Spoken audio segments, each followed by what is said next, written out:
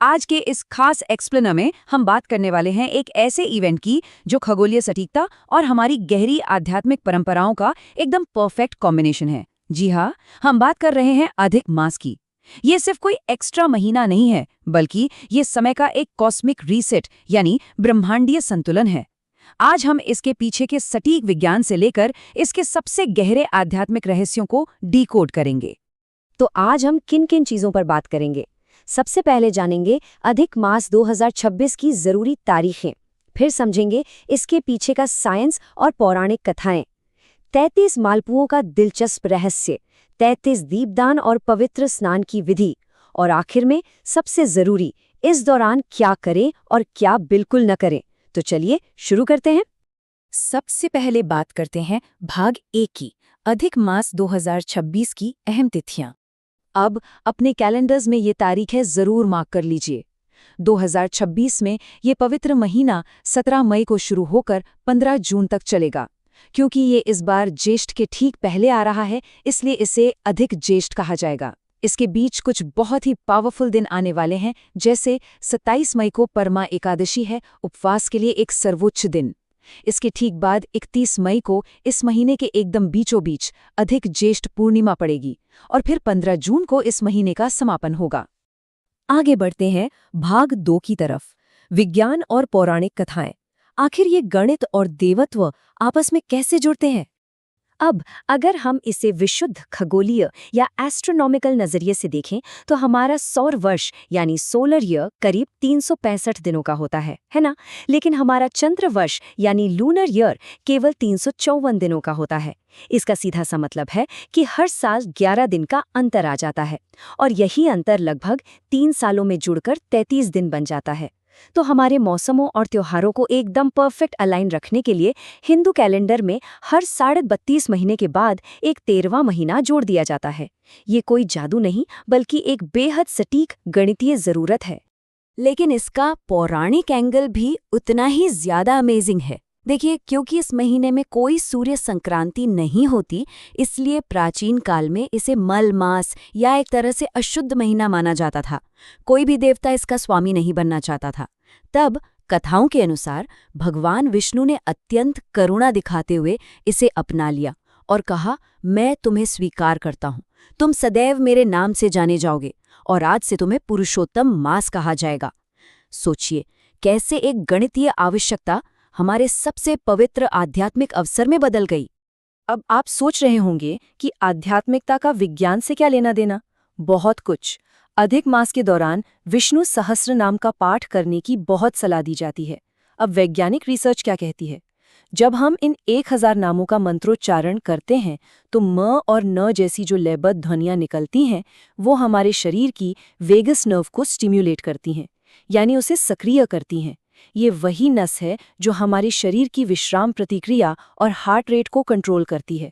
तो आप देख सकते हैं कि कैसे हमारी ये प्राचीन भक्ति प्रथाएं सीधे हमारे नर्वस सिस्टम को शांत करने का काम करती हैं।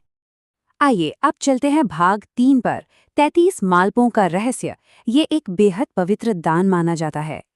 तो ये 33 का ही नंबर क्यों? अधिक मास में अनुष्ठानों के दौरान इस 33 संख्या का एक बहुत ही गहरा प्रतीकात्मक अर्थ है। ये सनातन धर्म के 33 कोटि या 33 प्रकार के देवी देवताओं को दर्शाता है।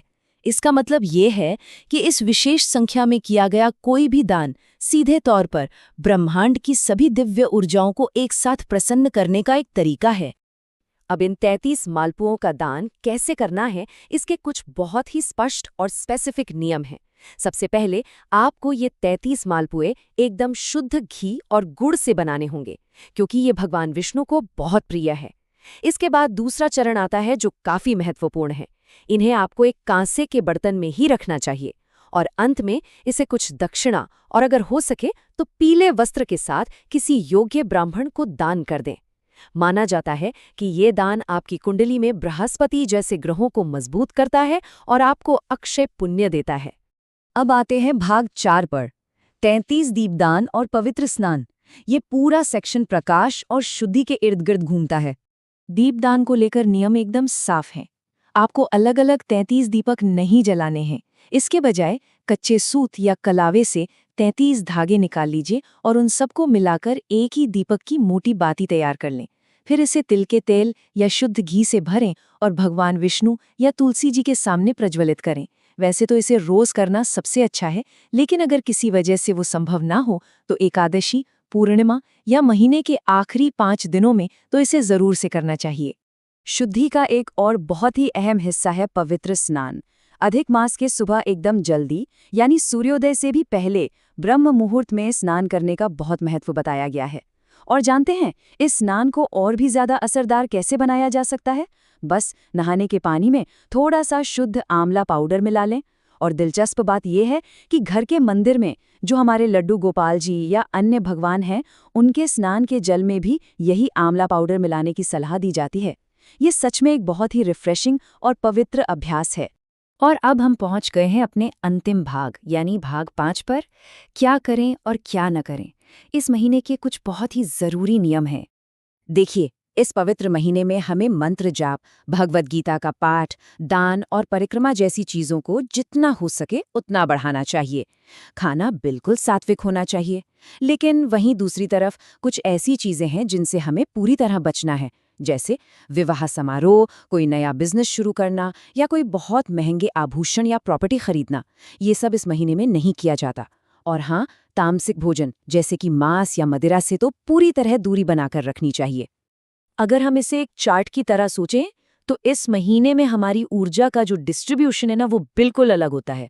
मंत्र जाप और दान हमारी लिस्ट में सबसे ऊपर एकदम हाई होनी चाहिए, और हमारी जो सांसारिक महत्वाकांक्षाएं हैं वो बिल्कुल 0 पर होनी चाहिए। क्यों? क्योंकि ये पूरा का पूरा महीना हमारी सांसारिक इच्छाओं की दौड़ भाग से बाहर काम करता है। हमारी सारी की सारी एनर्जी सिर्फ और सिर्फ हमारे आध्यात्मिक विकास के लिए रिजर्व रहनी चाहिए। तो इसी के साथ हमारा आज का ये विश्लेषण पूरा होता है। लेकिन जाने से पहले जरा इस एक बात पर गौर कीजिएगा। अगर ये इतना विशाल ब्रह्मांड भी हर 3 साल में रुककर अपनी घड़ियों को सूर्य और चंद्रमा के चक्रों को फिर से सेट करने के लिए एक पूरा महीना लेता है, तो हम इंसानों को अपने खुद के आध्यात्मिक कंपास को सही दिशा में लाने के लिए इस एक्स्ट्रा महीने का उपयोग करने से क्या रोक रहा है? अधिक मास केवल कैलेंडर की तारीखें ठीक करने का नाम नहीं है, ये हमारी आत्मा को संवारने का एक बहुत ही दुर्लभ मौका है। आशा है इस एक्सप्लेनर से आपको अधिक मास 2026 को विज्ञान और अध्यात्म दोनों नजरियों से समझने में मदद मिली होगी।